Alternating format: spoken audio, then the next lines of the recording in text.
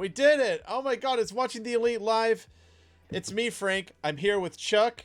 Hey! As you can see, there's Chuck right there. Hello! We're continuing our remote setup as we did last week. But I think Chuck doesn't sound like a chipmunk this week, which is awesome. Well, I certainly hope not. Yeah, let us know in chat. I'm hoping to sound more like, I don't know, like a hyena this time. You know what I mean? Mix up the animals every week. I think the audio quality this week is, like, honestly better than when we did it in the same room. I mean, you know, the bar is low, Frank. The bar is low. Not crazy. Oh, Emperor, so glad you could join us. Everybody in the chat, thank you so much for hanging out with us again this week. We're going to talk everything All Elite Wrestling. We're going to go through BTE. We're going to go through Road to, kind of. There's not much. Kind of. We'll go through it. Hey, Chipmunk Chunk, you're okay. No chipmunks. All right. We're going to go through Dark. We're going to go through Dynamite. We're just going to... everything. Everything's all laid out there. We're doing it live once again. Man, how are you feeling this week, though, Chuck? How are you doing? Pretty good. You know, again, like I said last week, I'm one of the fortunate ones. Still, you know, working away. I've kind of adjusted to working from home. You know, it takes getting used to when you're in a one-bedroom apartment, so like you don't have so many places to go. I'm very lucky because I got the office. This is why I look forward to streaming so much, Frank. I'm in the third room in my one-bedroom apartment, the closet. Feeling fine. Oh man, yeah. Dude, next week I've got an idea about getting you on a webcam. Oh, interesting. And then we can actually have you down the corner there. I think I've worked out a system. I need to. Okay. I'm trying to buy a box light, but all of them are slipping. All of them are shipping slow, so I can get like the chair green screen. Like, sure. Actually, you know what? I'm a show people the lengths that I've gone to try and make this show look better, even though it doesn't yet. Okay, one second. I'll put this thing down. It's a work in progress.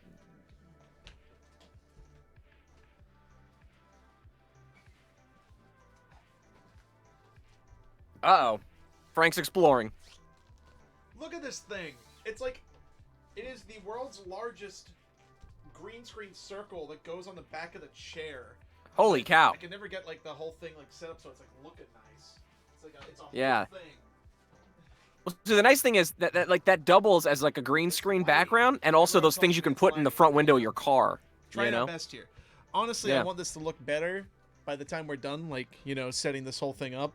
I want this to look better than mainstream television does for the most part right now. I mean, dude. I mean, like we're like halfway to Tonight Show quality right now. Yeah. You know, so yeah, I'm into it. I mean, we're almost like I think we're at better than the upcoming SNL. So you know, sure about that. Yeah. All right. The all webcam edition of SNL that they're doing. Yeah, exactly. And we're definitely going to be a lot less problematic than SNL. So there's that too. You know what? You're 100% right. But you know what? Let's get into it. We should. Let's do it.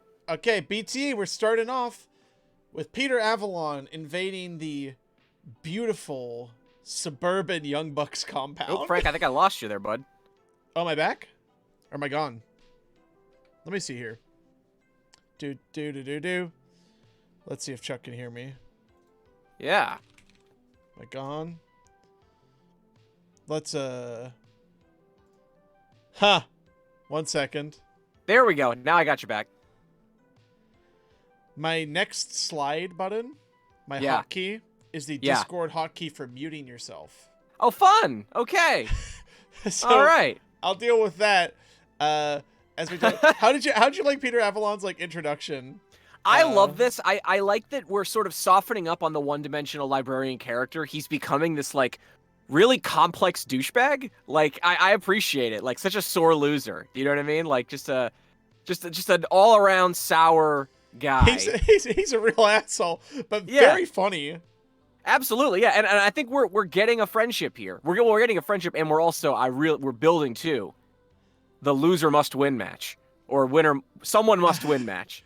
Someone has to win. It has to happen. Absolutely, it has to. But I love that they were just like a begrudging tag team this week. I thought this was super funny. Also, they were a tag team this week, which brings us to like the bigger idea, I guess. I'm gonna make sure that next time I hit this button, it doesn't do the thing. There we go. It worked that time. Perfect. All right. Yeah, live There's from Rancho Cucamonga. There's a match on BTE. There's 2 matches on BTE. There's wrestling on BTE. I love it. So we now have like an East Coast contingent for AEW, and we have a West Coast contingent. You know? Yeah. Like, I was... and, you know, also we're live... Okay, we're live from a tennis court in Rancho Cucamonga.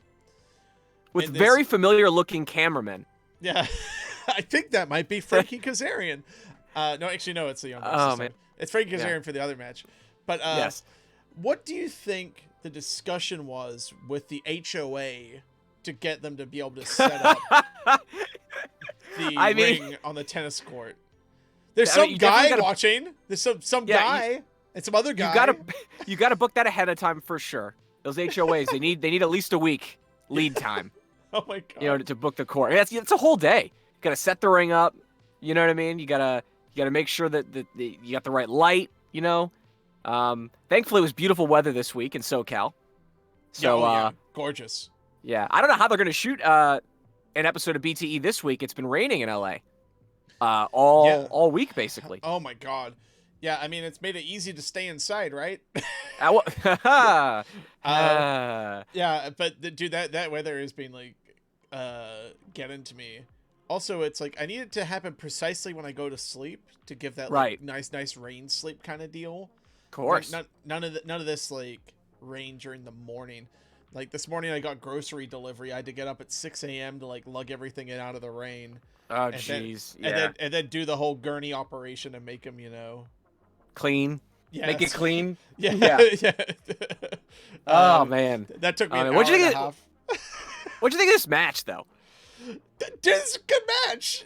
Yeah, solid stuff. Like nothing special. You know, SCU. It's fun. And this is gonna be the theme of this episode. Again, maybe we shit on WWE every week at this point, and we make it a point to say, yeah, well, you know, we're not gonna really talk about it much, but you got to compare these things, which is everything these guys did this whole week was fun. Right. Like everything was a blast, and I got the escapism that I was needing out of wrestling programming. Like I didn't get any of like the, oh god, like this match is like too scary, or like this match is too mean. This is like or too long. Yeah, there is an acknowledgement of reality to a point. Yep. And just like for the most part, it's like pure joy because this match is just like a fun wrestling match. And, oh, absolutely. And I'm so glad we got it. Like, so I like that they're actually like Avalon and Cutler were actually like working like pretty well together for the most part. Oh yeah, and then we ended up with the miscommunication, the double pin, and the double pin worked for like the first time ever, which is like another theme this week where it's just like, hey, we're trying to do creative finishes, and you know what, they're working. Right. Yeah. I mean, yeah. There were a lot of finishes this week that are sort of unexpected, but that keeps it interesting. Yeah, overall, I mean, no one's going to be talking about this match in a few weeks, but like you said, it's a nice little bit of business. It's different, which I like. Like, why not shoot it in a tennis court outside? Like, mix it up. You know what I mean? I will say Excalibur, good on commentary here, but and I'm not one to criticize someone's audio quality, but they got to turn that mixer down a little bit, I think, for Excalibur. Yeah, yeah. Like, I love that he commentated from home. I thought that was really fun. But yeah, it was didn't sound perfect. Justin Roberts announcing though, fantastic, amazing. Yes, very good. They're really like making it with what they have. Yeah, and I appreciate it. I appreciate the effort they're putting in to entertain us. Yeah. But yeah, arguing over who lost, I thought was a really fun finish to continue this little feud. Yes. Yeah. There's a great spot for both these guys. Both of them are like I love that they are perpetual losers. Right, but they're lovable and they're given characters. So even though they lose all the time, you can still get invested in them. It's more also, like how they react to the losing. Also, they have fun matches. Like, right. Right. Like if the matches weren't fun, it wouldn't work. Like if it was just Right. like squashes like every week. But yeah, I wonder if this is like the end of the librarian deal, because he's kind of just like now he's just kind of a dick. Yeah, he's pretty Peter Avalon basically. Yeah, which is great. Yeah. Yeah, Um, I'm into it. I'm into it. And again, I know we say this every week, but Brandon Cutler continues to impress. yeah, He just improves every time. Yeah, he's really charming, man. I like him a bunch. absolutely, absolutely. All right. Speaking of charming, on our next segment, Luchasaurus has lost his tail, it's very cute. and he's doing a social distancing promo with Taya Valkyrie. We're a local. Yeah. All right. Returning to the show for the first time since the parkour segment. That's with right. The rest of Jurassic Express, Jungle Boy, Marco Stunt, and a one Johnny Mundo. What's he called now? Nitro? Is he Nitro? Johnny again? Nitro. Yep. Or is Johnny he Nitro again. Is Johnny he called- Classic. Is he called Nitro, or is he just like called John Morrison now? Oh, it's probably John Morrison. Yeah. Yeah. Yeah. Johnny Nitro was back in the old TNT days, right? Or Eminem or whatever. No, Eminem days. Oh yeah. I think it was John Morrison by the time they did ECW on Sci-Fi. Totally. But well, you skipped over one of my favorite parts of this bit, which is Luchasaurus wandering around North Hollywood. Yeah. Yeah. I remember where those books are. Yeah, totally. Yeah, that's like Valley Village, North Hollywood. He's definitely close to an In-N-Out burger for all of our non-SoCal friends. Yeah. But yeah, this was a delight. I like the quarantine happy hour, which could be anytime you want it to be. Yeah, 5 a.m. or whatever it is. Cheers to that. Supposedly set. Yeah, absolutely. But yeah, I like this little bit of business for Luchasaurus. I don't exactly know where it's going. I'm not as familiar with the lore of Luchasaurus from his indie days. So I mean, Frank, maybe you can speak to, if this is referencing some stuff from his past. Like I'm not aware of the sort of legacy of the tale, but I'm curious to see where it's going. I have no idea. Like the bit eluded me the first time they did it, like last week. Right. Yeah. And yeah, this week I'm into it. I'm along for the ride. Hey, if anyone in chat has any information, let us know. Would love to know. Yeah, because what if he does get a tail? I mean, be pretty cool. I'd be into it. Cartoon dinosaur tail. It's just not the same. Yeah. So next segment was please knock Matt Jackson. Please knock Matt Jackson. Like the right. He's just like a dick exec now. Yeah, I mean we're slowly building to these sort of like egomaniac young bucks. So now the Matt's gone full APA. Yep. Right, like you got to go through the fake door. Yep. And we're setting up another match. Yeah. But we also get Scorpio Sky and begloved Arthur and Trevor. Yes, I actually completely forgot about this. Yeah. Oh my gosh. It's a good bit. Scorpio's the best. I miss him, man. I miss him on his match with Jericho. Mm-hmm. Like, man, I really feel for the guy, because it's just like he had the match with Jericho and he lost, and then they lost the tag team championships to Kenny and Hangman on the boat. Right. And since then they've kind of just been like on ice. Back in their opening slot. Well, I think it's tricky because like he's such a talent, and you can tell that he can be the breakout star, and he can be elevated and hang in like an upper mid card, potentially a main event spot. The problem is that he's attached to SCU, and SCU are also great. It's just that there's a ceiling for SCU ultimately. And so you don't want to break them up, but at the same time, he still has to be a member of that team. So at least for now, he kind of has a ceiling. Yeah, I feel like it's going to be CD and Frankie going forward as the tag team, I think. Which would be great, yeah. I wonder if Scorpio wouldn't have been involved in this TNT title tournament were we not going through all these crazy circumstances. Yeah. I wonder. Also, Jay Ronan's in the chat, says, What's up, normal sounding Chuck? Hey, he's back. Jay, dude, I'm having a great time. I'm just glad to be doing the show this week. Glad I got to spend like 4 hours today watching wrestling. Absolutely. Just so I could get all caught up. I didn't manage to catch the show last night, so I watched everything today. It's a good way to do it if you've got the time, and don't all of us have the time. Yeah. Dude, I've been so busy. Like, I'm very lucky, and I understand it's like I feel very privileged to have a gig and like be busy right now. But at the same time, it's like that that reduced efficiency from working at home and just like, general like stress levels and stuff like that. Right. Like, you're a little less efficient. You have to work a little bit harder, and the hours are getting long, and my downtime is very much downtime. Like, I'm literally asleep. So it's like, it's kind of hard to catch up on wrestling, but I'm glad I managed to find the space last couple of days because, doing this is what makes it fun. But Absolutely. next segment, Mm-hmm. we got All right. We got Kenny, we got Colt. Oh my god, this is delightful. The bootleg yakety sax. Yeah. That, like, I mean, 16 it's very yakety sax. Very yakety sax. Very what's the British comedian that used to do that bit where like they were like Benny Hill? Benny Hill, very Benny Hill. Yeah, that's very, where very... yakety sax is from. Like, oh, okay, there you go. Yeah. And also like very much was it that Beatles movie Help? Was it Help where they come through the doors and everything? Yeah. Yeah, a lot of silly references. I think they get chased in Hard Day's Night as well. Oh yeah, okay, yeah. But yeah, very silly, very Hanna-Barbera. I loved it. Me too. So we're on to the Bucks making their entrance outside. Gotta dub that music in. Dub the music in with Justin Roberts. And we get Simon Lotto, Steven Andrews, Team High Risk, a.k.a. 2 tomato cans, 2 jobbers, some enhancement talent, some local boys. Because, well, Frank, it's a squash match. Yeah. Oh, yeah. Next week is the squash match. Oh, that's right. Next week's the squash match. Give away the stipulation. Yeah. Yeah, the tomato cans had me dying. I mean, dude, it's like they're leaning into it. It's very silly, but it's very fun. It's a tune-up match. But at the same time, like, Team High Risk had some cool shit. That, like, neck breaker with the shooting star press was, like, super dope. Oh, yeah. Absolutely. You could tell that these are friends, that like either like friends of the Bucks or trained by someone that's close to them, like, because they got some shit in.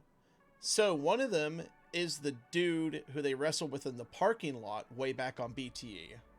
Like, okay, all right. Like, a long time ago, like right when AEW was just firing up. It was like they were like in the parking lot of a comic book store or something. Yes, I remember that. Yeah. Yeah. So one of Team High Risk was one of those dudes, I believe. But okay. I loved it. He took like the shooting star neck breaker, and then Matt just yells, "They're jobbers, Nick!" Yes, he's so concerned. Well, they can't possibly lose to the jobbers. Yeah. Oh my gosh. But then they did their weird golden trigger.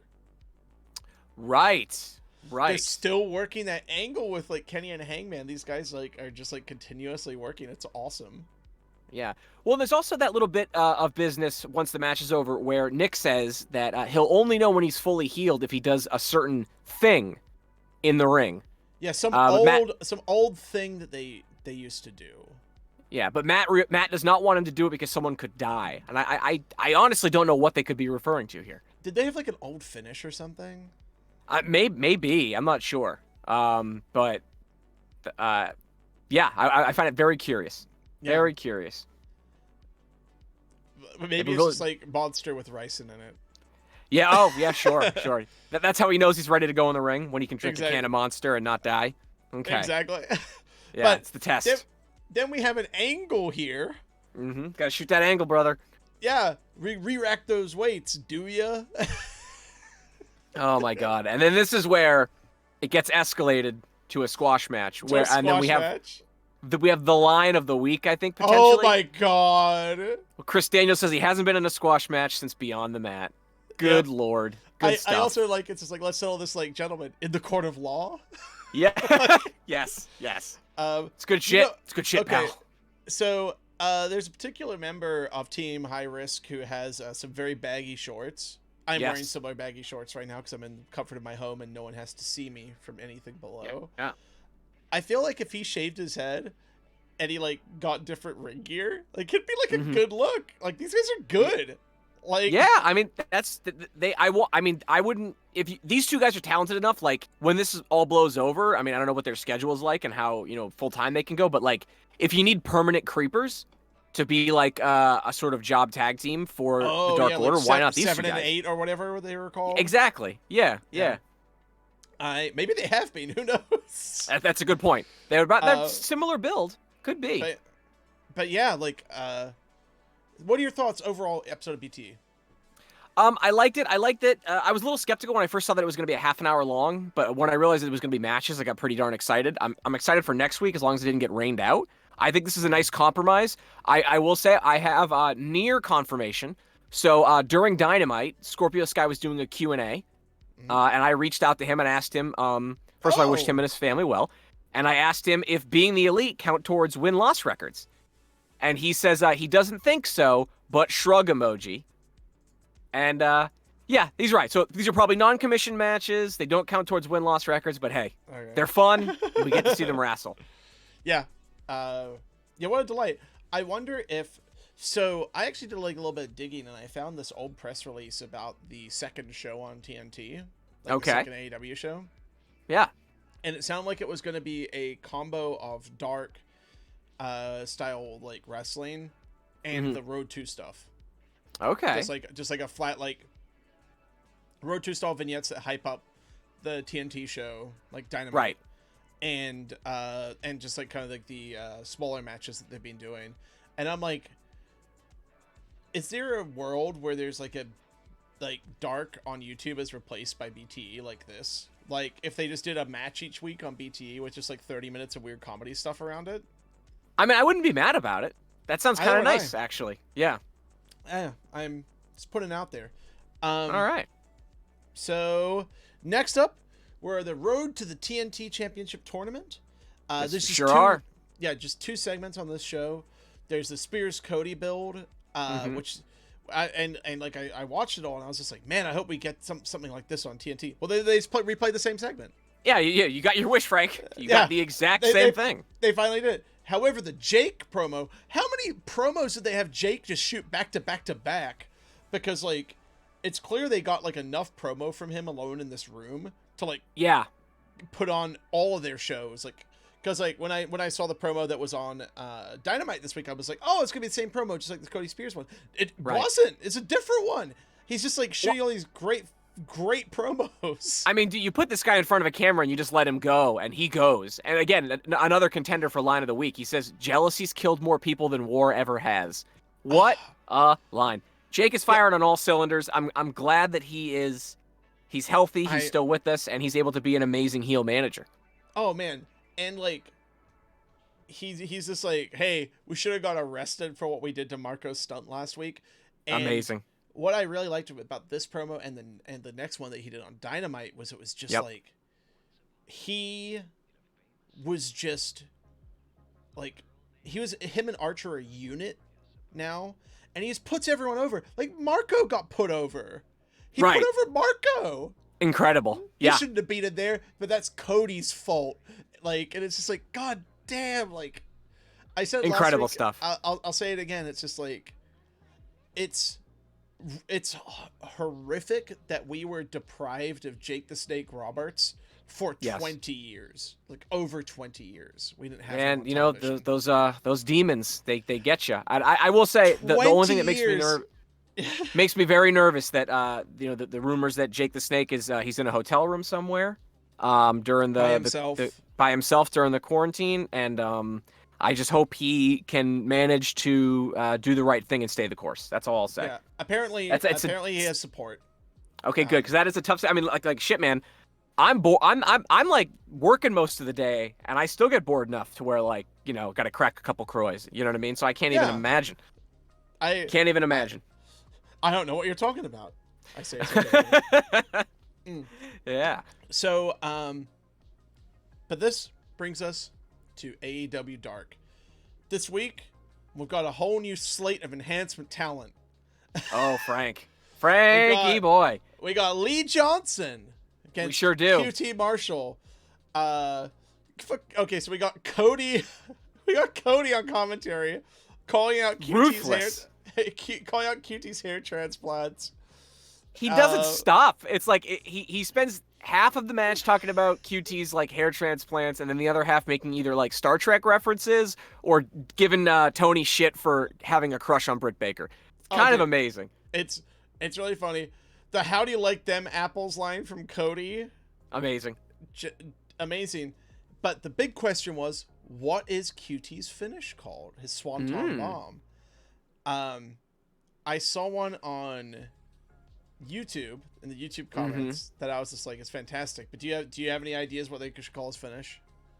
Swanton bobbing for apples. Nice. It's a little wordy, but you know. Yeah, it's a lot. Yeah. The apple doesn't fall far from the tree. Wordier. Oh, I like that. I like that. But the one that I saw in the YouTube comments, yeah, apple bad. That's like, so Mike made a emote for when I play PUBG. There's a map. Amazing. There's a map called Sanok that we never play, where like you're in the lobby because you're holding an apple because you can throw apples at each other. And that's why apple bad. I love it. So the one from YouTube that people gave the name to QT's finish was Newton's Law. Oh, Newton's Law is good. I was also, my other pitch was going to be the William Tell, but that also works. Yeah. Like, Newton's Law. I'm into it. I was going through like different like types of apple. So it would be like a Honey Crisp, like Honey Crisp Crush or something. Like yeah. But I think I'm a Granny Smith man. Always have been. What about a Gala or Fuji? You know, they're good, but I need that tartness, Frank. I need a little zing and zang, you know? I'm with you. I need it. But yeah, good match, man. Lee Johnson. Yeah, good. Lee Johnson, good music too. I don't know if he had it both nights. I definitely noticed for sure on Dynamite. But here, good entrance theme. I like this guy. He's moving up my enhancement talent power rankings. So shout outs to his trainer, QT Marshall. I didn't do a gauntlet this week, but I wonder if like right at the end of this whole thing, we should just like maybe for like a TIA episode or something, we could gather all of the enhancement talents that they use throughout the quarantine period and just see who we got at the end there. I love that. That sounds like a great off-season episode. Book that. That's great. All right. I will say I like Lee Johnson. I think he looked a lot better on Dynamite. He looked a little green during this match. He clearly caught QT in the face and busted him open. Yeah, QT bled. Yeah, but QT got his win, and again, in an entertaining 6 minutes. So why? Yeah, I loved it. Just a really fun, like, matches can just be this, and you have to have matches like this because otherwise things don't stand out. This is kind of like an NXT problem, and it was an AEW problem too, which is like. Right. You have too many nutty matches, then nothing matters. So you have to have this stuff to ground everything. Absolutely. Yeah. So up now, Wardlow's in action. Yikes. The War Dog. Yeah, that means that you don't get see, Lee Johnson got a title card. Ryan Piles not so much. Nothing. Yeah, already in the ring. So do you this episode is clearly Piles. This episode of Dynamite must have been recorded in at least 3 different taping different recording sessions, right? Like this must have been from weeks ago, right? Yeah, but where? Yeah, I guess this was this Daly's place? It looked like the same spot, but But there's no way because I don't think MJF has been there in a while, right? Yeah, and Taz and Excalibur are there. They're out there. I love how MJF managed Wardlow. Hey, he's gonna take off all his gear and stuff after the match, telling him to pose and laughing. The tan on MJF's hands are horrible. Oh my god, it's amazing. It's spray tan's terrible. He had that pay-per-view spray tan, man. He was ready to go. But did you catch my favorite piece of commentary during this match? Give it to me. Excalibur said, "Across the ring." Because you see next to Taz, he started sounding like Taz. Oh man, it's like you pick up that accent through osmosis. Yeah, I'm very impressionable. Sure. I pick up accents left and right, and I very quickly appropriated a semi-American accent as soon as I got here. So yeah, it's pretty close. Yeah, you're 90% there. Yeah. Just a little fancy. Just keep it a little fancy. Yeah. But yeah, I agree. By the way, in chat, I agree with Jay Ronan now that I also thought Wardlow might have broke his leg on that F10. Ryan Piles got murdered. Yeah, yeah. I hope that guy got a decent payday because that didn't look fun. Yeah, hit the music. Amazing. Yeah. War Dog. Yeah. Oh my god. But up next we have Tony Donati. I mean, versus Kip Sabian, Penelope Ford. Chuck, I know this is your favorite enhancement talent so far. Correct. Because Amundo. he's just Bret Hart. He's just Bret Hart. Like, look at him. He's just Bret Hart. He does look like he looks Bret like Hart if I left my glasses off. I was gonna say that, like, you know, it's like that meme. It's like, Mom, can we have Bret Hart? No, we have Bret Hart at home. It's Tony Donati. But dude, here's the thing. He also does like a shoulder tackle like Bret Hart too, which is crazy. He also kind of carries himself. This is the second time we've had an enhancement talent who kind of gives me Dynamite Kid vibes, but he kind of carries himself the same way. Like, if you told me he's from Calgary, I would believe you. Like, I think there's something in the water there. Yeah, if his name was like Tony Hart, I'd be like, oh, fuck. Yeah. Dude, he should just do the C.W. Anderson thing where he's just like, I'm a Hart. Dude, you know what? Go shoot your shot, man. Shoot your shot. I am so surprised C.W. Anderson got away with that shit for so long. Incredible. I used to love C.W. Anderson, so no surprise there. But he did like the Spy Buster and everything. He's not related to them at all. He's just bald. How dare he? He's a distant cousin. But Tony Donati, best entrance music of any of the enhancement best talent. title card too. We got some flash and sizzle with the Tony Donati just entrance. Amazing. And again, somebody must like him backstage. He actually gets in some serious offense. He does an awesome hammerlock brainbuster. I was about to say, Kip Sabian last week was the one who gave the most time too. Yep, absolutely. So it makes sense. It's part of Kip's character. It's part of his character, right? Like he gets his heat by being a little shit, right, and getting beat up. It makes sense. Yeah, but let's talk about how Jimmy Havoc's the best commentator in wrestling now. Of course you think that. Amazing. Kip Sabian and Jimmy Havoc as odd couple roommates is a BTE segment waiting to happen. I would like to see that very much. That would be amazing. I love this. When Kip's up and Jimmy Havoc just goes, good boy. It's just like, when he kicks him, that kick must have sucked. Yes. Throwing shade at him, saying that he prefers cider as well. God damn it. I liked him on commentary. It wouldn't be something I'd like for every match. He's a little too dry and quiet. He's ridiculous. But it was very silly. fun. He's a very silly man. Yes, he is. He most certainly is. Like the football bit. It's just like, yes, in America you play football with your hands. Yes. Man. Just fucking dying. I had a great time. This match ripped too. This match was really cool. Super fun. Yeah. Yeah. But I will say this last thing. What they need to do is put more of this Jimmy Havoc on TV, because he has so much personality. He never gets to show it. You know? Like, I mean, what is the biggest loss? The Librarian angle right now? Or is it the Luther Jimmy Havoc feud had to be put on ice? God, the feud where we can't tell who's the babyface, that feud? The one where like Jimmy Havoc doesn't know if he's a babyface or not. Right. Well, when I'm still shocked that he sits on the heel side of the ring. It does not make any sense to me at all. And like, who did he beat up? Did he beat up Cody or something? Yeah. I think he tried to give somebody a wrench as well. Remember last week? Like who was Britt hitting with the shoe last week? Was it Cody? I think that was Cody. Yeah.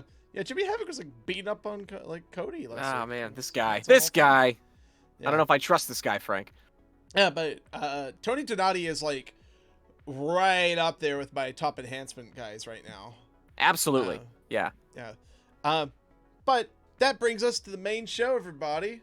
All right, we did it. You guys. Let's go Ignite. It's Dynamite.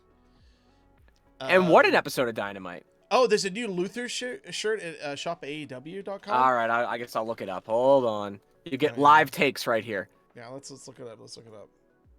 Okay. Oh God.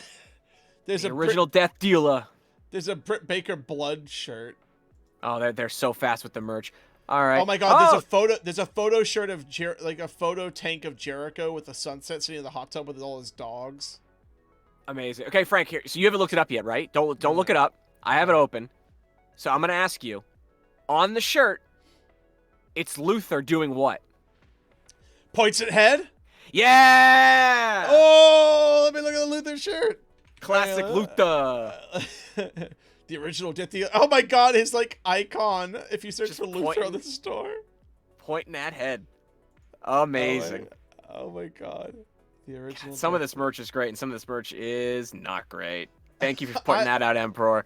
Love Dude, this. I am a fan. Yeah. All right. But so we start off Dynamite. 1 second. Get a great promo. Yeah.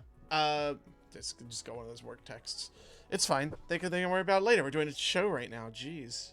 Yeah. Do Yes, they Ronan. know I have this whole Luther show? wins the shut up and take my 20 this week. I think. Every week Luther wins it from whatever he says. All right, but we start Dynamite off with another great Jake the Snake promo.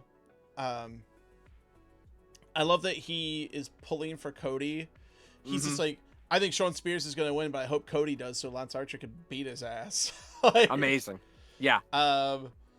And then we go straight into Lance Archer with the world's shortest match. Yeah, but you know what though? I liked it. I mean, that's all this needs to be. That's all this should be, right? Like, yeah. Beats on Allen Eagles. Yeah, he isn't even in the tournament yet, man. Like, it's a whole thing. Right, it's enhancement. Yeah, it's enhancement. Hey, Sir Samuel's here. All right. Hey, Sir Sam. You just missed the other half of the show. It's fine. The preamble. We just got into Dynamite. I'm so glad y'all could join us tonight. Makes me very happy. So on the outside, we have a lot of the enhancement talent that I'm sure we'll be seeing over the next couple of weeks if we haven't seen them already. Of course. On Dark.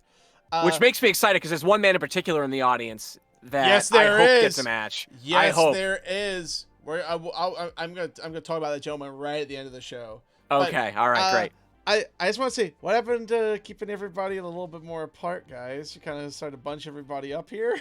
They did a great job last week with the 6 feet rule, except for Billy and his son. This time, everybody really bunched up really close. Very strange. Yeah. Very, very strange. I think that was just like kind of a miscue. It's still a nice small crowd, and oh my god, does a crowd make all the difference in these types of things? Yeah, I'm not kidding. I mean, I love AEW to death. Like, I think I was actually talking about this with my tag team partner. You know, we like to watch Dark on Tuesday nights after dinner, and it's been getting a little harder to enjoy Dark because you don't have the crowd noise. If Dynamite didn't have the crowd noise, I don't know how much more of this I could take. You know? Yeah. Really need that. Dude.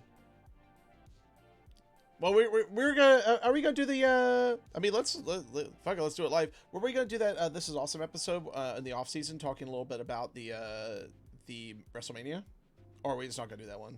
Because we can start. I mean, I think let's just give our thoughts here. Let's just give our thoughts here. Yeah.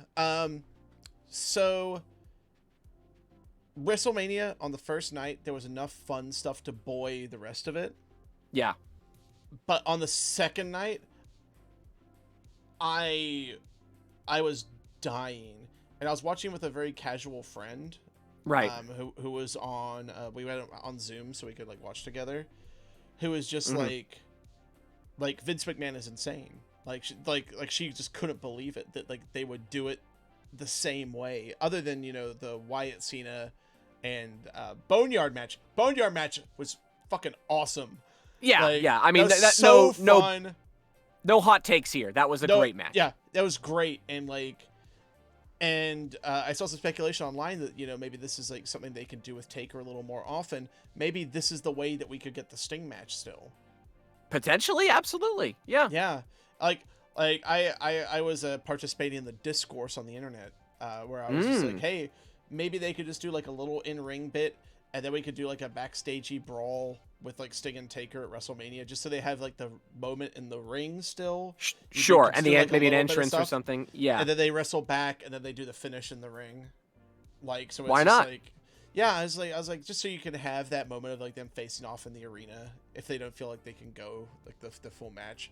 But yeah, like on night 2 was like rough, man. Like AEW acknowledges reality just enough and keeps things light enough, and that's the other thing. It's like Edge and Orton was so mean, and even Seth and KO, which was like one of the like best matches of the weekend, was so mean. There's no levity to any of it. Like, it's just so serious, and it's just like the idea, as pitched at the top of the show is like to give like a little bit of levity. Like, that's what Stephanie was talking about. It's just like, hey, we're not gonna talk about all that shit right now. We just want you guys to have a good time for 3 hours. Well, give me a good time. Like, watching, like, BTE and Dynamite this week was a breath of fresh air. It's, like, the first time I haven't had to, like, worry while watching something all week. Right. And it was Absolutely so nice. It was so fun. And I'm just like, these guys are putting on, like, an hour-long show. Well, it was, like, what, like, 90 minutes. And I'm just like, and it's just a fucking blast. And I just had a great time watching it. And maybe there shouldn't be as many people on the outside. I thought last week they balanced it really well by cutting backstage, like the bets and stuff. Maybe they can find a happy medium with that in the future, where it's like a few people either side, keep them spaced apart, cut to backstage. They used a lot of like great backstage stuff, like the Jake promo.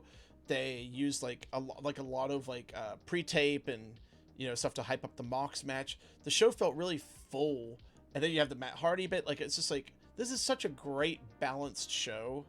Right. Like, and a balance of the silly and the serious too. Yeah. Sir Sam, that is a fantastic point. The Boneyard match felt like the Expendables. Watching all the 80s guys great. Yeah. act like they're still badasses. That's awesome. And yes, that should be the template going forward for like stuff like that. And I think there's room for it. Like, I know Matt Hardy talked about it. He's just like, I'm so glad that WWE are embracing a cinematic approach to wrestling. Yes. But yeah, as a whole, WrestleMania did not make me feel better, whereas this made me feel better. Well, they definitely, I think part of it is that they back themselves into a corner, because the only way to sort of like make something feel like WrestleMania is if you ratchet up the stakes.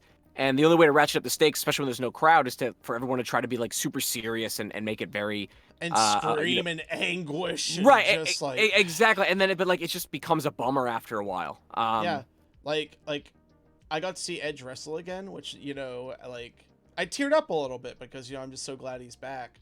And then I just got to hear him scream for 40 minutes. I'm just like, dude, I would have preferred 5-second poses with Christian. Like oh my God, don't threaten me with a good time. They should have called an audible on that show and just be like, hey guys, let's go out there and have fun. I agree 100%. Talk about a WrestleMania that needed more silly like 6-man tags or like schmozzy matches. Yeah. And like I think there was like a time with like AEW programming where we were talking about how it's like too serious. It's like, oh no. That my brain is just falling apart. We were talking about it like it was just like there's too much levity, there's too much silliness. Yeah. And like right now I'm just like they've tilted a little back towards silly at just the right time. Yeah, and I would agree. It's great. Like, this episode was really balanced to me. But a big part of that, getting back to like a main slate on this thing, Chris Jericho. Yeah, we've got some chatter in the chat talking about Jericho on commentary. Do we want to see Jericho just be a permanent color commentator? Look, that day will come eventually.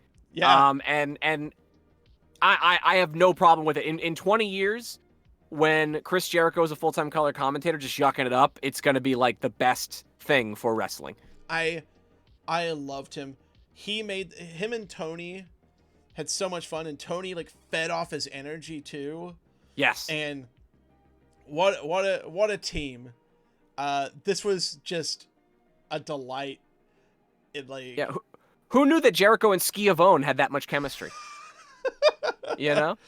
And I like that Jericho was nice to him sometimes, and I like that Chris Jericho wasn't going like full heel on everything, and when he did, it was fun. Like, he knew that everyone needed to have fun. Yeah. And he made things like a lot better. But let's talk about this match. Okay. Hikaru Shida's entrance. I like sparkly things. Have you ever been to Kanagawa? Amazing. It's a dump. Dude, it's just Jericho just throwing 100 miles an hour right out the gate. Sir Samuel's absolutely right. Perfect balance of silliness without breaking his character. Yeah. Talking about the Ace Frehley boots was just like incredible stuff. Like, Jericho obsessed with boots tonight, focusing in on Hikaru Shida's boots. I actually like Hikaru Shida's new gear too. Yeah, it's definitely it's really cool. She's got like a very sort of like that kind of Joshi feel to the whole thing. Yeah, for good reason, obviously. Has that flair. Yeah. Jericho talking about like he's just like, when I started shaking babies, I started like winning championships. Incredible. Yeah, just like Tony's flabbergasted. Yeah, yes, it's so good. Yeah. So highlights of this match though. Jericho was Dasha saying Hikaru. Yep. That's the highlight for me. Yeah. For me, it was like Britt doing the famouser and then just like looking at Billy Gunn. Yes. And Incredible stuff. Yes, Jericho is the first guy to hit the dentist thing completely right, Sir Sam. Where he's just like, you know why we talking about her being a dentist? Because being a dentist is fucking hard. Yeah. Like, it's great. Like mid-match Brit promo where Jericho says, I tried to warn her, but she couldn't hear me. Amazing stuff. Sir Sam, Sir Sam, go ahead. got a question here. Was this the best women's match so far in AEW? I don't think so, because I really like all Rio's matches. And I understand Rio is not everyone's choice just because, less threatening, imposing figure. And some people like find that, plays with believability too much for them. I disagree. I think Rio's like the Rio matches where she can take a crowd from nothing to something, regardless of their investment in the characters, the story, and the match. Like, she could just get them, bring them in. Was this the Britt Baker's best match so far in AEW? 100%. Yeah, at least singles. I think Britt's been a good part of like the multi-person matches, even like the all-in one. Sure. No, absolutely. I was gonna say, I don't know if this. By the way, necessarily... Fight TV is now full screen. Dang it, Frank! I forgot to do the crop that one out while taking screenshots. Man. As is tradition, a little. You gotta have a little jank. You gotta have a little jank. I love it. Otherwise, I love it. Watching the Elite live. Yeah, but no, I wouldn't put this in the sort of the class of best women's match ever in AEW, just because like no Yuka Sakazaki. You need a little. You need that Yuka girl. Yeah, you need a little magical girl. But no, I think this is definitely up there. It's a fantastic match. It was well paced. Really well put together. I think these two have good chemistry. It's not their first time wrestling each other. And Hikaru Shida broke Britt Baker's nose with her knee. Oh my good lord! Just yowza. Yeah. But they make a meal of it later. We'll talk about that when we get to that. But Britt trying to put the glove on for the claw was hilarious. Incredible. Okay, I mean she keeps good hygiene. Her character in these empty arena shows has just like flourished. Like the she's still not the sharpest wrestler in the world, but she makes up for it so much with, again, like you said, Frank, the character, this like the sort of the thought behind everything that she does. She knows, like it's like Jericho says, the stars know where the cameras are. Yeah. She knows where the cameras are. And she plays to them. I liked Britt's heel turn. Like, I liked it. But the last few weeks, I've loved it. Absolutely. She's figured it out. Yeah, the first Nyla Rio match is fantastic. Yes. Yes. But this is a great match. What a blast. Give me the more of that. Give me some of that. And again, elevated because of Jericho screaming his head off like a maniac. Yeah. So fantastic. On to our next segment. This was so stupid and I loved it. I loved it. The Kei Nakazawa promo. We can't just take the name Best Friends. You can make it happen. You're an EVP. Then Orange Cassidy leaves the bathroom because apparently that's where he lives. Mm-hmm. We heard what you said. Sending OC back to the bathroom is also very good. Very, very good. This was like set up as like a stipulation match for the rights to the name Best Friends, even though they didn't ever mention that after the promo again. Well, and also the way that it's set up is it Chuck Taylor like, oh, it's on the line now? It's on the line now? Like, just wonderful stuff. Kenny being completely flummoxed. This is the best Chuck has been in a promo segment on AEW. Oh, yeah, absolutely. I mean, this is the first time he's really gotten to be himself. Yeah, and this is the Chuck I want to see every week. And the Chuck, well, also on commentary. When he was on commentary on Dark, he was great, too. Sure, absolutely, yeah.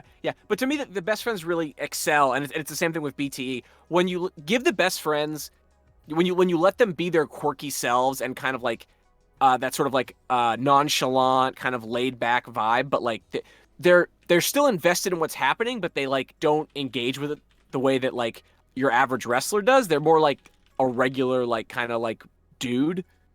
You know what I mean? Like it's just they have such a unique flavor in pro wrestling, and I'd like to see more of it. Yeah, I loved it. The match is set. But before that, we get to AEW rankings report. What is your opinion on the rankings report, Chuck? I like that they're actually putting it on television. Me too. Which is great.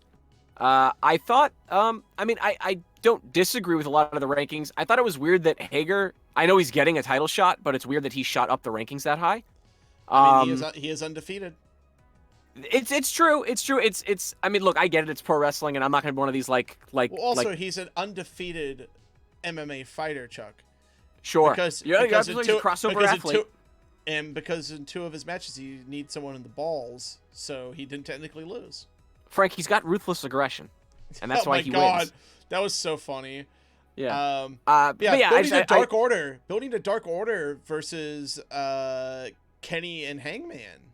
I'm it here for that seems. too. You know, why not? I mean, this is interesting to me. Well, the Because whole time people Dark Order's been trying to speculated. break up. Well, Dark Order's been trying to break up the Elite from the beginning. Yeah, but they also speculated for a while that it's like, oh, maybe it's going to be like the long shot Exalted ones were Hangman or Kenny, like way back when. Yes. Like definitely less believable now, but it's interesting. The women's rankings is what was most intriguing to me. Which Okay. is Rio's still at number 5. Yuka Sakazaki's at number 3, and I'm just like, are they even going to be able to get Yuka for a match anytime soon? Right. Right. Yeah. Well, I mean, so, are they going to be able to get anyone for a match anytime soon? Yeah. You know what I mean? But looking at those rankings, I was just like, this is a great division now. I know that like AEW was considered like kind of weaker on the women's side, but you know, there are people who are great who aren't even in that top 5. Like Big Swole. Absolutely. Like Yeah. Like there's like the division is like starting to finally like fill out, and everyone's getting their footing. I would like to see more than one women's feud at a time, personally. Sure. But Absolutely. I understand right now we're in extenuating circumstances, but in the future I would like to see a couple women's matches in a show. Well, I think they were starting to actually figure it out before all this happened. Like, you know, they had a couple different stakes in the fire, and they were starting to kind of do that thing that they do with like with the men's stories, where like one kind of story kind of splinters into sort of like 2 sub feuds that then fill in a week or 2 here and there, and it wasn't such one-dimensional booking for the division. Yeah. So I'm hopeful that when we get back to normal, that we get that focus back again. Yeah, for sure. So up next we have our... Oh, actually, no. We're not going to get to this yet. So okay. We had the Hager Mox promo. Was very long. I mean, yeah, like they're filling some time. But I like that they went with like the real life like fight camp feel type stuff. Yeah. Well, they got the announce guy from like the Jericho Kenny promo from back in... that guy's back great. It was that Double or Nothing, I think. Yeah. Yeah. I like this build, even though I don't really care for Hager as anything more than an enforcer. Right. Like this is definitely an interim angle. When they put up Hager's wife and her title card was CEO and wife, I was like, oh, I hate them. I hate them so much. Like, of course she's the CEO of like her like business. Like, absolutely. Of course. I mean, calling yourself a CEO when you have a small business is like, come on, y'all. Like, it's great heel heat. It's great heel heat. Yeah, and Sam, you're right. Very long both times. But I like the first one a little better. But man, Hager's wife is one of the best heels in the company. Frank, she's amazing. Her basically saying that like, come home. He's like, yes. Oh my God, I was these dying. Like little fascists. These horrible little fascists. Like it's so I good. hate them. I hate them. She was great though. But I hate them. Oh my God. Yeah, she's definitely on Facebook trying to like sell you essential oils to fight the virus. You know what I mean? Like that's her business. Oh man. God. Just wild stuff. Yeah, I'm the CEO. She wants of to my own see business. your manager. Yeah. Oh yeah. She's straight up Karen. She is the most Karen person I've seen on TV in a while. Oh my God. But I absolutely. My favorite part of this one was Mox talking about getting caught in the ankle lock, where he's just like, yeah, like I hit him with the move that puts down everyone. He managed to get me in the ankle lock, and you know that worries him.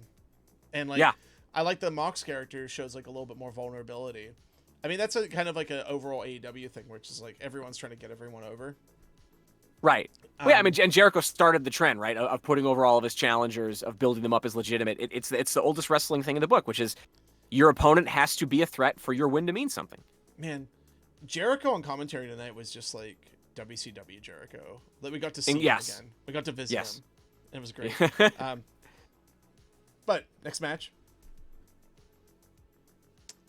Michael Nakazawa, Kenny Omega versus Best Friends. There is, you know, I loved it. I thought I loved it. Of course you did. Yeah. I loved I'll pull out a fork. Like, Jericho commentary, amazing. He can't chop him because he's oiled up.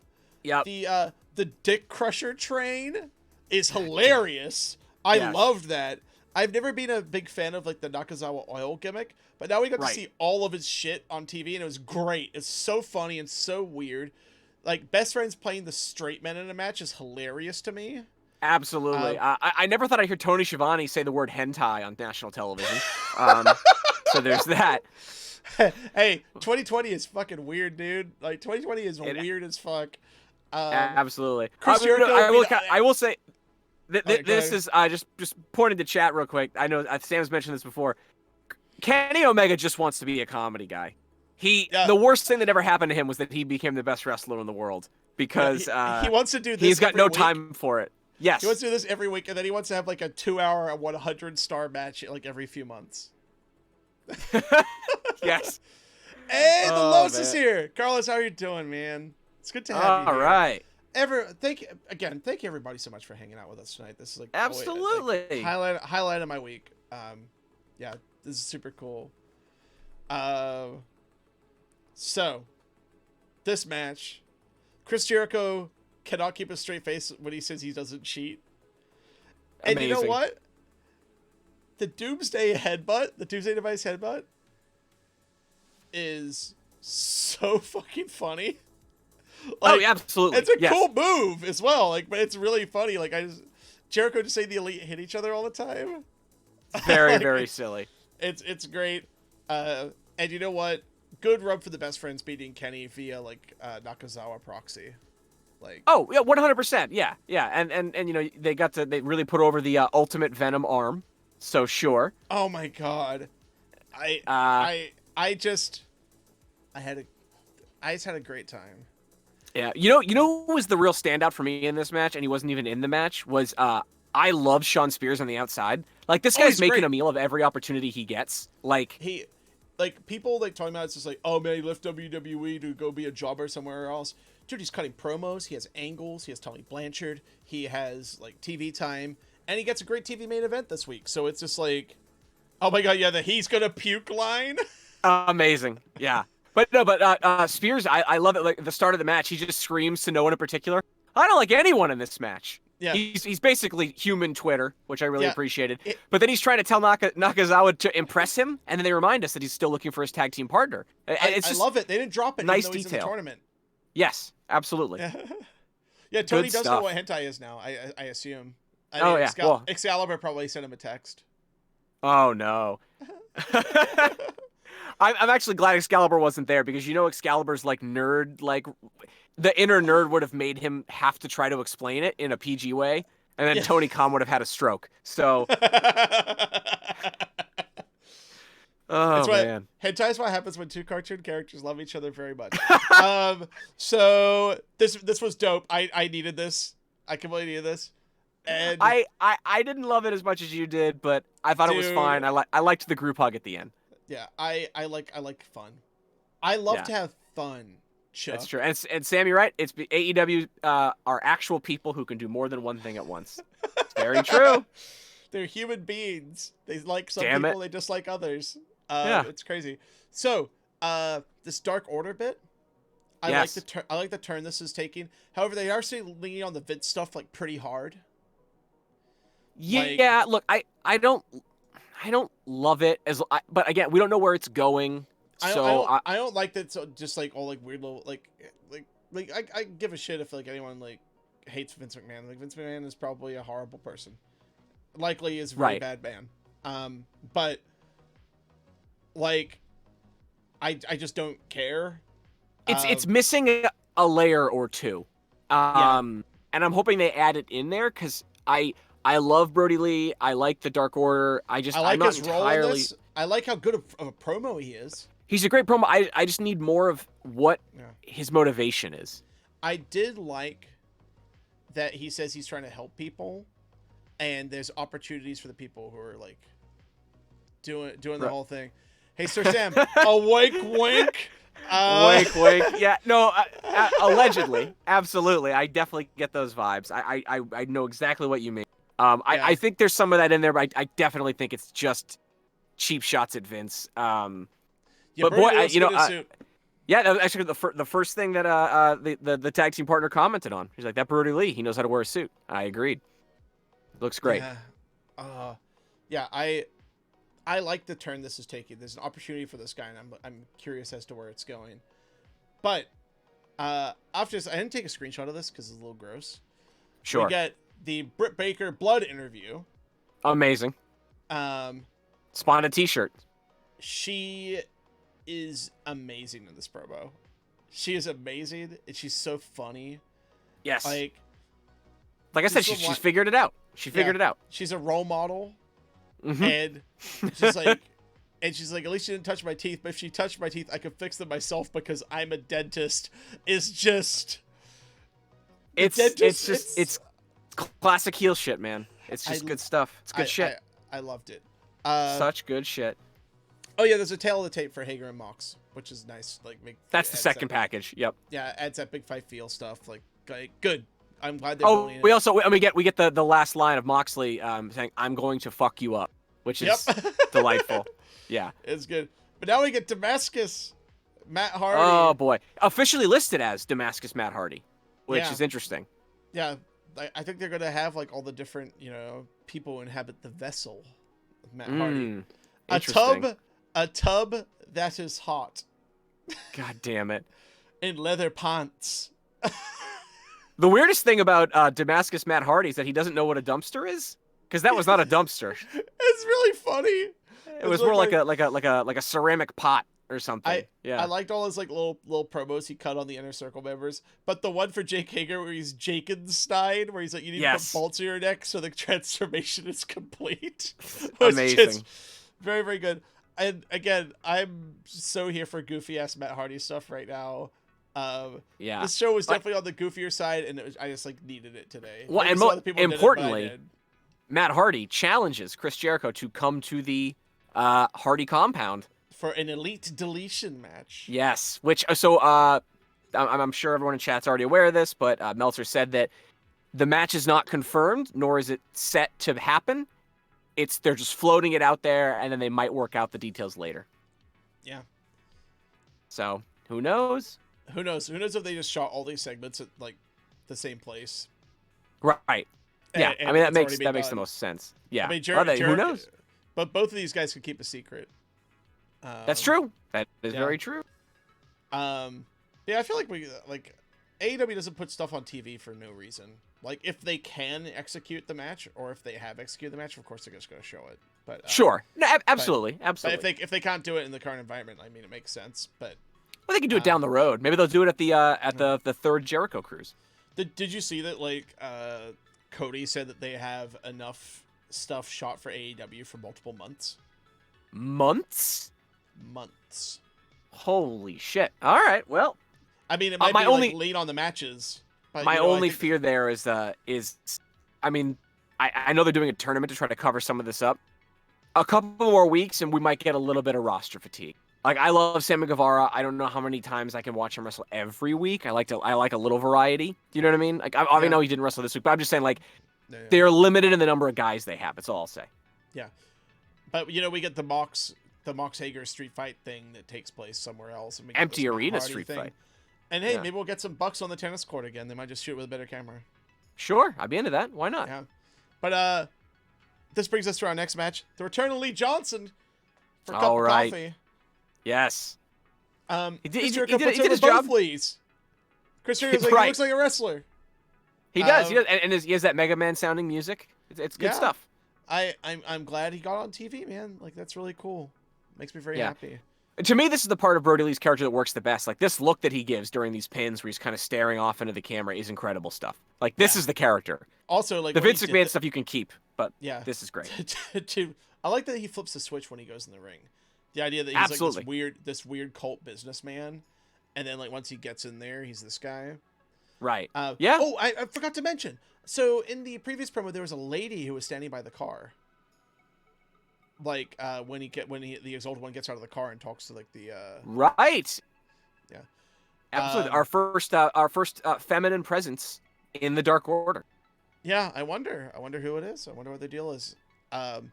But I mean, okay. it would be nice if they had someone to represent them in the women's division. I mean, I'm kind of that would surprised stand that to reason. the leftovers of the Nightmare Collective weren't just absorbed into the Dark Order, because that's where I thought the angle was going to go anyway. That makes the most sense. Yeah. I mean, who knows if we hadn't, Time entered to these point troubles. ahead. Yeah. Absolutely. So, there's a good question in the chat, Sir Sam. Brody's gear, yay or nay? I see 2 yays in the chat. Okay. So this is better than the other gear. The purple gear? Agreed. But better than the purple gear. I think, dude, is it crazy that I want to see him in short trunks?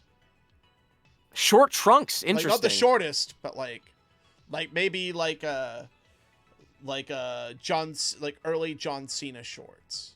But okay. Or maybe like a wrestling kind of I think one piece. The issue is the cut of the pants is not flattering. I think is my issue. Yeah. Baggy trousers. Baggy trousers is indie wrestling.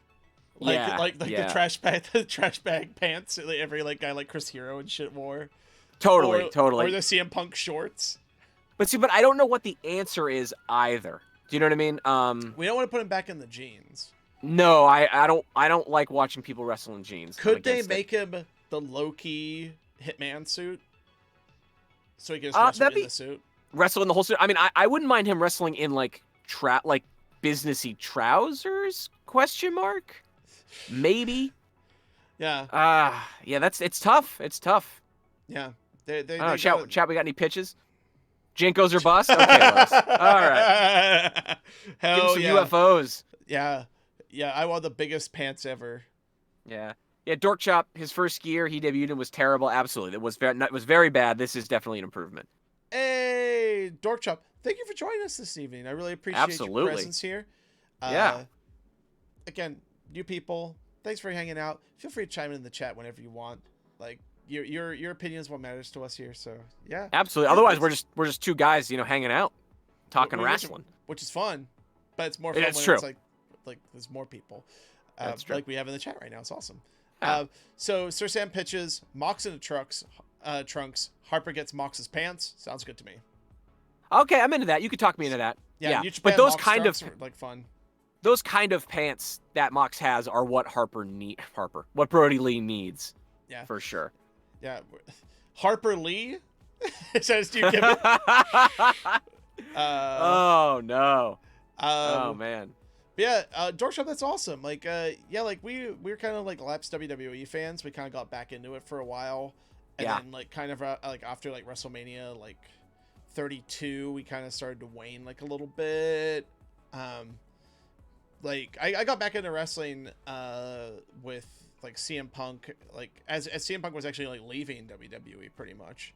Right. Rise of the Shield stuff, Bad News Barrett, that's the stuff that kind of brought me back in, and how good NXT was. But I'm just focusing kind of on AEW right now, because it's honestly it's the most fun show, and yeah, it has that WCW feel that I missed as well. I was a big WCW kid.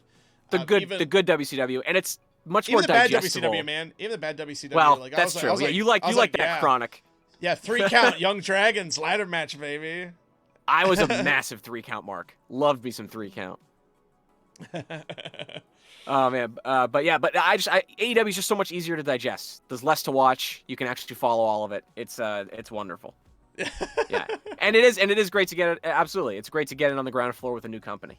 Dude, after in the lead up to All In, I mean, that's when we started doing what was the podcast version of this show, where it's we just binge watched every BTE leading up to All In, and then from that point on, we just started covering all of it. It's been great. But yeah, let's go to the main event. Let's make it happen. Let's do it. So this is the AEW TNT Championship Tournament. We get our first match in the tournament. Sean Spears and Cody. Coming up, we got Lance Archer and Colt Cabana, Kip Sabian, Dustin Rhodes. I didn't know that I was wrestling Lance Archer. Oh my god. Yeah, you're wrestling Lance Archer. I'm sorry, buddy. Incredible. We're gonna get your webcam up next week. I'm pretty sure. Oh dear, oh dear. I am in trouble. I will not win that match. Yeah. The Murder Hawk Monsters probably got you on this one, buddy. I think so. Yeah. But yeah, moving on the match. Holy crap! Cody got suplexed on a guardrail. Amazing stuff. I mean, so it starts off with a great package, sort of setting the stakes for the tournament, which I really liked. And then so Spears wrestling his match. I mean, these two they wrestle about the same speed. We know they have good chemistry. This is a rematch. I really liked this match. I thought they had great chemistry. It felt like just a fun, good main event. Yeah. Well, it's like Jericho says in commentary. This is a meat and potatoes beatdown, and it absolutely is. Yeah. Yeah. And again, commentary on all cylinders tonight. Although there was that kind of thing where Tony throws to commercial that doesn't happen, and then immediately comes back from commercial. Was that maybe there was no commercial or was that on TNT? No, he says he basically says we have to go to break, and then 30 seconds later is like we're back on TNT. I don't think he was supposed to throw to commercial, and then they throw like a few minutes later. Though, so maybe they could have just like edited that. It was very odd. I mean, there was like only one other like production mistake like that, and it was during the which match was it? It was during the 1 second. I have it written down. Was one of the enhancement matches. It was it looked like an edit. I think it was during the Eagles match. They definitely played with this one in post, is what I'm saying. Oh, okay. Dortrup asked, did we see the Cody promo with the cigar? That wasn't on TV, but I haven't checked it out on Twitter yet. I saw like someone posted on Twitter. Oh yeah, I missed that one as well. Yeah. Yeah, I watched the Hangman Dynamite in Isolation thing that was going very on good very good stuff. Really yeah. funny. If you haven't seen it, it's definitely worth it. Check out He's Hangman putting that film degree to use. Yeah, Hangman's a good Twitter follow. I'm glad one of us is. Yeah. So this match is really good. Like this is some good Cody nonsense match. So I was just like, okay, on a scale of a regular television match between let's say Cesaro and Sheamus versus what's like a plain tag team. I'm gonna get in trouble. The Usos. Oh no. Yeah. Like that's a 0 on the fuckery scale. Sure. Okay. And like a 10 is like the all-in match with Cody and it's like if Cody fought Johnny Gargano at All In. That's like a 10. Sure. Okay. Yeah. Where does this one fall? This is like NXT Takeover, not a Gargano match tier.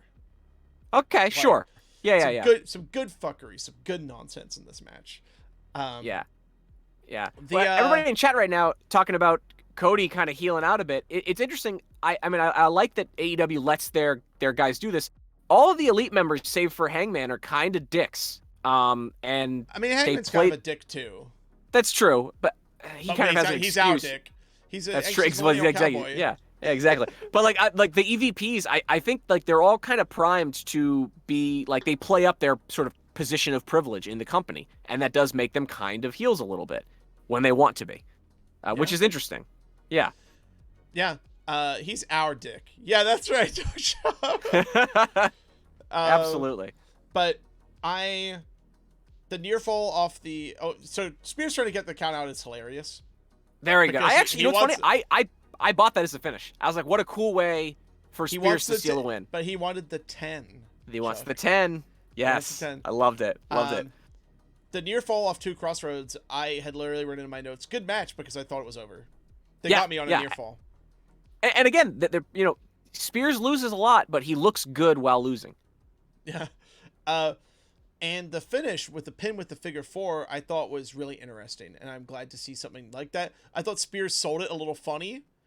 Yeah, I think my theory is that they were running very short on time, and so they had to go home sooner than they wanted to. I think you sell that finish better when he's in that hold for a good minute. Yeah. So I just think it was a little rushed, but I did like that. Cody's trying different finishes too. Like that's like. Well, it's part of the ethos in AEW as well. That like you don't always have to use your finisher, quote unquote, to get the win. Yeah. So I'm gonna throw this to the chat. What was the best match this week across everything? Okay. This goes Cutler and Avalon versus SCU, the Bucks versus Team High Risk, both taking place on a tennis court. Yes. QT versus Lee Johnson, Wardlow versus Ryan Piles, Gotta be that Tony one. Donati, aka we have Bret Hart at home, according to Chuck, which is great, versus Kip Sabian. Lance Archer versus Lee Johnson. Karashita. Oh, actually, no. Lance Archer. Alan Eagles. Alan Eagles. My bad. Lee Johnson was later in the show. Yeah. Karashita versus Britt Baker. Best Friends versus Kenny and Nakazawa, a.k.a. Other Best Friends. Best Friends.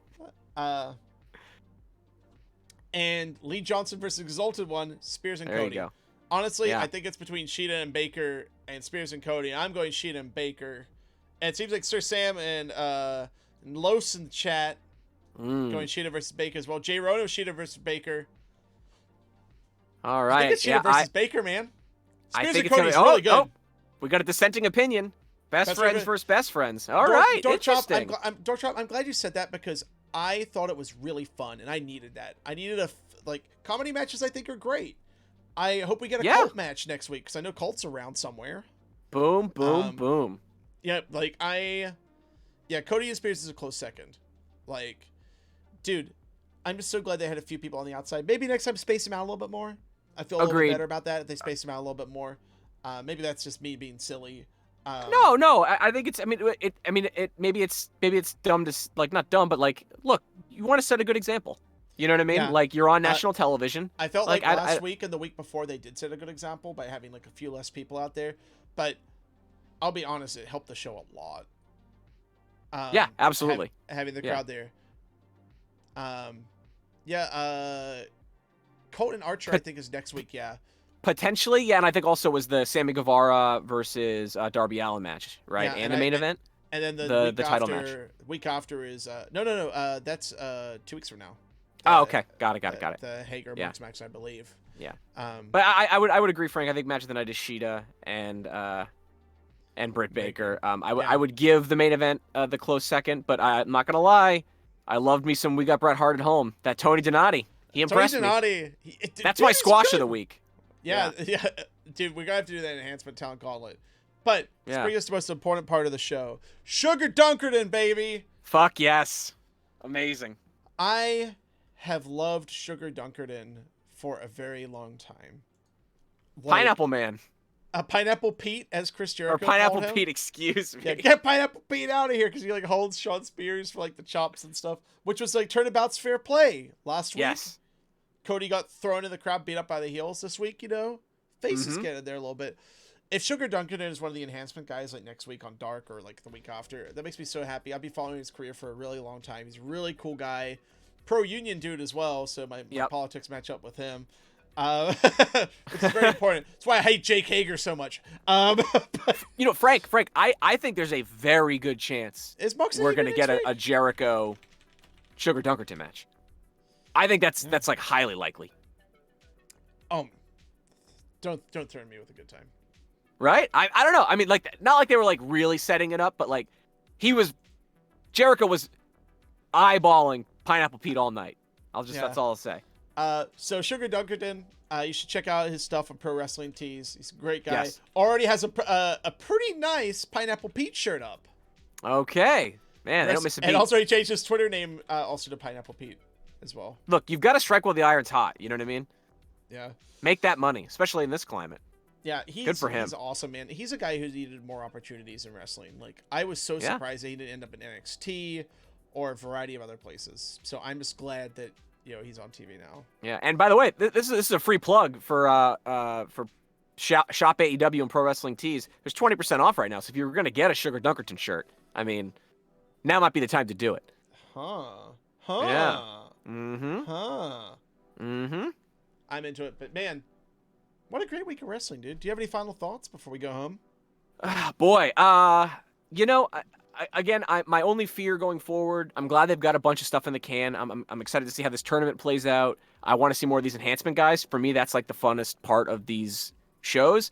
I'm a little worried about roster fatigue, not just the guys themselves, but me seeing the same people over and over again. I think they have enough people. I think they have enough people to keep this going for a month. I hope so. Oh, Jay Ronan has changed his mind. Shut up and take my 20s, giving it to the Pineapple Pete shirt. I mean, hey, Luther doesn't need the money anyway. He is the original death dealer. He's been working for a very long time. That's true. I'm not gonna lie though. The more I eyeball this Chris Jericho tank top in the pool there, or the hot tub. I might have to. Might need that one. I mean, you already bought the bubbly. The I empty sure did. bottle's still in the office. Dude, I've got a bottle of bubbly in my wine cabinet. It's like burning a hole in my pocket, man. It's staring at me. I have that bottle of Tool wine still. Oh yeah, from Maynard's Vineyard. Don't know what the hell amazing to do with that. I think it's probably destined for sangria. Yeah. But more tennis court matches, hell yeah. Yes. More Jericho's hot tub as well. I'd like to see that. Yeah. I'm excited for next week, and I need to be excited for wrestling because I wasn't really excited for wrestling. I'll be honest. I watched WrestleMania and I was just kind of like, man, I don't know how many of these empty arena things. Like, it just feels too weird, and the lack of acknowledgement of how weird it is. Like that, I think that's what it is. Like pretending like nothing's wrong is the weirdest part. Yeah, my favorite was when they did the Stone Cold segment with Byron, because it acknowledged how weird it was. Like the artifice was acknowledged, and I think a little bit of that goes a long way. You don't need to do it all the time, but like, and also acknowledging the climate and that the people need some levity and some fun. Dork Chop, Boneyard, Firefly, about it. I like Boneyard more than Firefly. Firefly came, like, I watched like 3 hours of wrestling already, and I was like kind of burned out. But I liked it, especially with the cut to Titus O'Neil at the end. I thought it was really funny. I won't open this can of worms up because we're not doing a WWE thing, but we'll maybe do an off-season episode of our podcast. So, business. Yes. Should we get to it? Yeah. So we do this show, and we really appreciate a follow. That makes us really happy. You can see when we do the show. I think we're kind of settling into this Thursday night schedule for the foreseeable future, which is really nice. I like it. Yeah. Me too. I'm about it. I hope you'll join us again. So yeah, if you're new, hit that follow button. I really like that. I'm sorry, seriously, I'm sorry, I hate the advertisement. Oh man, I hated that whole match. If you want to even call it that, but again, that's for another day. Another day. So we do another podcast called This Is Awesome. We sure do. Where we watch the greatest wrestling matches of all time, break them down move by move, and show them to people who wouldn't have otherwise seen it. We've got a lot of wrestling fans on this season, just because, our friends are wrestling fans. But usually we show non-wrestling fans. We're showing all sorts of people. Animation artists, musicians, actors, comedians, people across the spectrum of professions, and we're showing a lot of people. That's what I'm trying to say. True. But yeah, our season finale is coming soon. But don't worry, we're going Monday, I think. Season. Yeah, here's hoping. We're gonna break some ties. We're gonna have a fun guest on. It should be a good time. Yeah. And yeah, if you want to check out our podcast, it's thisisawesomepod.com. Dork Chop, thanks so much for the follow. Really appreciate you joining us tonight. Amazing. Hope to see you next week too. So yeah, thisisawesomepod.com. Never heard the podcast? There's a bunch of great episodes up there. One of my favorites, our friend Will Weisenfeld, who does a podcast called 2.0. He's also known as the musician Baths. Yes. He did a great episode where we do a 4 Pillars of Heaven tag match, and he refers to Kawada as Beedrill and Misawa as Dad. Amazing. It's one of our first classics, I think. Yeah, I think that was great. One of my favorite episodes. Yes. So yeah, you can check that out. Thisisawesomepod.com. If you leave a 5-star review on iTunes, leave us like a little note there or something about a match that you want us to watch. We will watch the match and we will talk about it on that show. And so far, we've done every match suggested as a full match. So yeah, that's thisisawesomepod.com. Also, on Twitter at TIAPod. Yep. Just get at us. Tell us what we should be watching. Tell us what you think of the shows. I know that there are people watching this later on YouTube or on demand on Twitch. But yeah, you can join the discussion. Chuck and I are often checking the TIA Twitter. All the time. And honestly, if you can't make the stream, if you're watching this on YouTube or on the podcast feed and you can't make the stream, add us on Twitter, send us a DM, or get us at watchingtheelite@gmail.com, and we might read you on the air as well. Yeah, really appreciate it. So yeah, that's at TIPod on Twitter. But yeah, thank you so much. Of course, Dork Chop. Yeah, I'll try and pop in. But yeah, thank you everybody for watching. I really appreciate it as always. This has been great. Highlight of my week so far.